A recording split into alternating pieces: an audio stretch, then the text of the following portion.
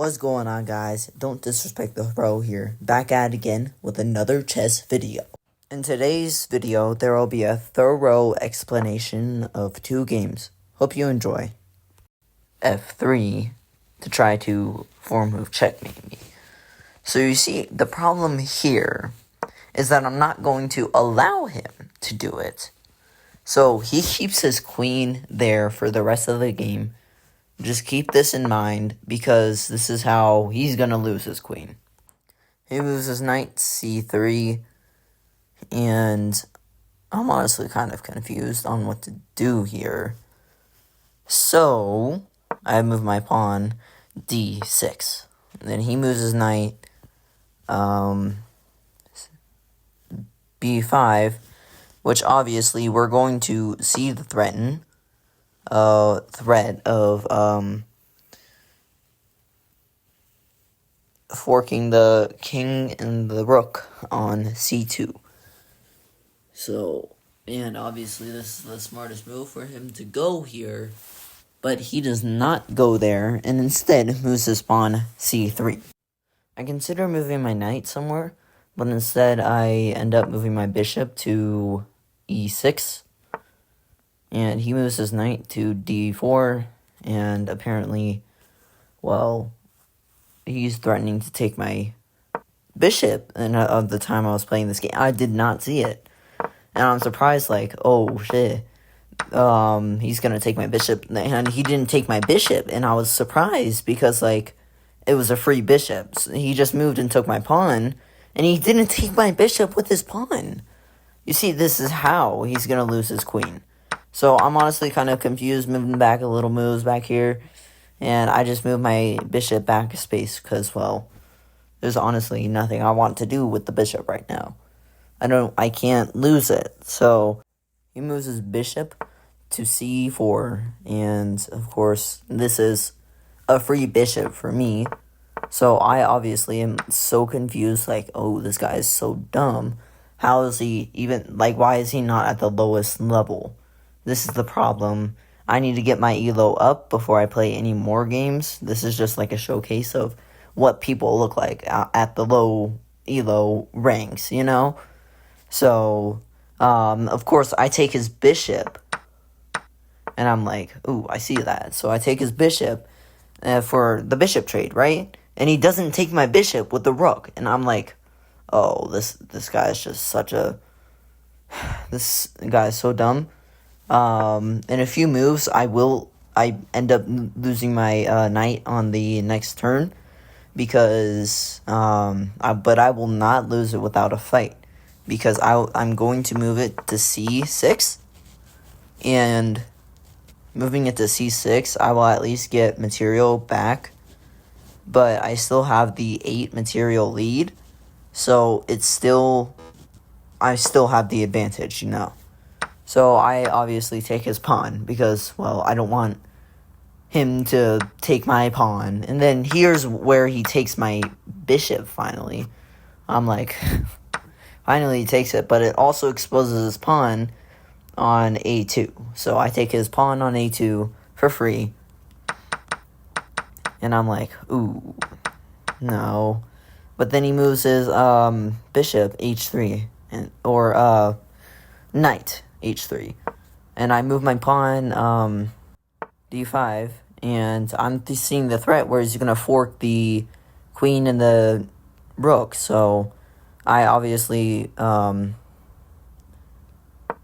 my queen to stop the threat, you know, and he moves to f7, and I move my pawn to e4, thinking like, oh, I'm gonna threat this because, like, I'm gonna threaten the queen because I'm just gonna lose my rook either way. So I take the pawn on e4, and surprisingly, this guy does not move his queen and thinks that taking the rook is a better trade than me getting the queen in return. And I'm like, oh my...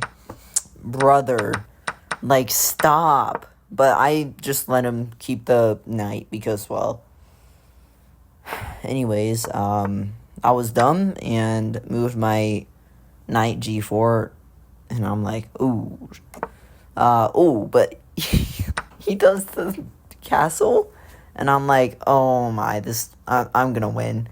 Yeah, this guy's from Russia, so, okay, he just abandoned. Well, alright, game number 2, we move our pawn d4. He moves his pawn d5, I move my knight f3. I'm going for the London opening, but I still move my bishop f4, because, well, yeah. Next, I'm going to move my knight c3, when he moves his knight d7. He moves his pawn c5, and I consider taking it, but when I see that there's nothing guarding the pawn, if I take it, I'm just like, nah, I don't want a pawn trade. So I move my pawn e3, because, well, no pawn trade. I want to guard this pawn since it's only guarded once by the knight on f3. He moves his queen to b6, and I consider moving my knight or pawn. At this time, I didn't realize that he could have moved his queen to b2. So I moved my pawn to a4, and he moves his queen to b2. And I'm like, oh my, like, why does this always have to happen to me? So I move my bishop b5, knowing it's guarded, that he will not take it, because it's just a dumb idea. So I move it there. He moves his pawn a6, and I move my bishop d7 to check his king, and he takes my bishop there with his bishop, and I move my bishop to e5, thinking like, oh, I'm guarding some stuff, but I'm dumb and don't see that the knight can be taken for free, and I'm like, oh, I'm so dumb, I should probably just quit the game, but like, no, there's still some time left, I could probably win this. So I guard my king with a knight on d2. He moves his queen a5, while I castle to the right. He moves his pawn f6, threatening my bishop. I'm like, oh, I'm gonna move my bishop g3. So I move my bishop g3, and I'm getting prepared to move my queen out to h5 because, like, I want to put him in check. So he moves his pawn g5, and I'm ready to move my queen d5, but first I want to threaten the pawn over here on b7 with my rook on b1. He guards his pawn on b7 with his rook, which is a mistake, which I will soon later, after I make this king go in check, take his rook with my bishop. And this is step 1 of getting him into checkmate. So after that, he moves bishop e8, and he threatens my queen, so I move my queen g4. I'm like, ooh, let's go. So I move my queen g4, and he moves his pawn h6, surprisingly, so I move my rook b7 to take his pawn, free pawn. And I'm like, ooh, yeah, this is gonna be a quick checkmate. And I'm like preparing to move my bishop to c7 when he moves his pawn f5. I'm like, oh, let me just take that free pawn. He moves his pawn e6 to threaten my queen again. I'm like, should I take the pawn? No, because that would only give me 1. So I take his bishop, and I'm like, ooh, yeah, that's But I did make a mistake here because I did not move my rook. I took his bishop on e8. But don't worry. This is not going to affect the gameplay. I put him in check, and he moves his queen, very surprisingly. So I move my rook b5 and let it get taken for the trade of a queen. And then I move my queen b5, and then I move my bishop e5 because to threaten his rook on h8, and he moves his rook down 1 space to h7, and then I move my pawn, take his pawn on c5. I'm getting ready to move my pawn 1 space forward, try to checkmate him with the pawn, but of course, obviously, I do not want to do that, and I'm just gonna promote, So he moves his pawn, or rook, a7, and mistakenly moves it down to a5 to try to take my queen. So I move my pawn again forward and purposefully lose the bishop so that I can get a pawn promotion. This is a very good strategy because now I can get the pawn promotion. I move my queen b8, put the king in check. He cannot take my queen, and then I get another queen. And here's I made a mistake. Listen, I made a mistake. Do not blame me, okay? Please, do not blame me.